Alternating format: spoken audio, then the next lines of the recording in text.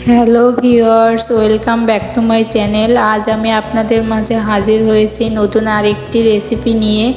বাঙালির ঐতিহ্যবাহী পিঠা, তালের পিঠা, যাকে আমরা তালের বড়া বলে থাকি। তাহলে চলুন শুরু করা যাক কিভাবে সহজে আমরা বাসায় তালের পিঠাটা তৈরি করতে পারি। এখানে আমি আগে থেকে তালের থেকে গোলাটা বের করে নিয়েছি। এই যে আমি একটা মিক্সিং বলে ঢেলে নিচ্ছি। আমি তালটা মিক্সিং বলে ঢেলে নিলাম।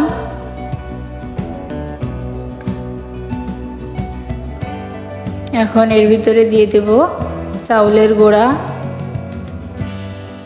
আমি এখানে 1.5 কাপ চাউলের গুঁড়া নিয়েছি, সাথে দেব 1 কাপ আটা। চাউলের গুঁড়া আর আটার মিশ্রণে পিঠাটা তৈরি করলে পিঠাটা খুব সুন্দর নরম মুসমুসে হয়। আমি চিনি, লবণ অ্যাড করে দিয়েছি। যে এখন সবগুলো উপকরণ খুব ভালোভাবে মিক্স করে নেব। আমি কিন্তু এখানে পানি ব্যবহার করিনি, তাল থেকেই কিন্তু যে পানিটা থাকে ওই পানি থেকেই কিন্তু আমি এই মিশ্রণটা তৈরি করে নিয়েছি। এই যে আমার এক্সট্রা কিন্তু পানি লাগেনি। এখানে আমি নারকেল কোড়া দিয়ে দিয়েছি। নারকেল কোড়াটা অপশনাল, আপনারা চাইলে দিতে পারেন, আবার বাদও দিতে পারেন। নারকেল কোড়াটা কিন্তু পিঠার স্বাদটাকে দ্বিগুণ বাড়িয়ে দেয়। এই যে নারকেল দিয়ে আমি খুব ভালোভাবে আবারও হাত দিয়ে মেখে নিচ্ছি। পারফেক্টলি হয়েছে কিনা আমি দেখিয়ে দিলাম, আপনারা দেখলেই বুঝতে পারবেন যে গোলাটা কেমন পর্যায়ে হতে হবে। আমার এই পর্যায়ে কিন্তু মিক্স করা হয়ে গেছে। এখন আমি পিঠাগুলো ভেজে নেব। ভাজার জন্য আমি হাঁড়িতে পরিমাণ মতো তেল গরম করে গোল গোল শেপ দিয়ে নিচ্ছি। আপনারা আপনাদের পছন্দ মতো শেপ দিতে পারেন।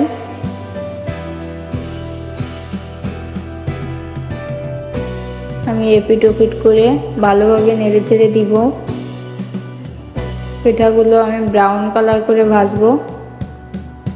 তো বন্ধুরা, আমার ভিডিওটি যদি ভালো লেগে থাকে আমার চ্যানেলটিতে সাবস্ক্রাইব করে দিবেন। আপনাদের পছন্দের কোনো ভিডিও থাকলে আমি কমেন্টে জানাতে পারেন।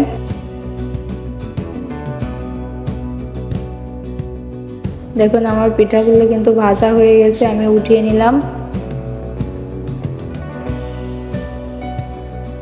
এই যে আমার পিঠাগুলো তৈরি হয়ে গেছে।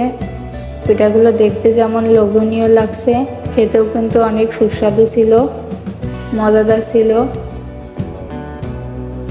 এই যে ভেতরটা কেমন হয়েছে আমি দেখিয়ে দিলাম। ভেতরটা নরম তুলতুলে আর বাইরেটা মুসমুসে।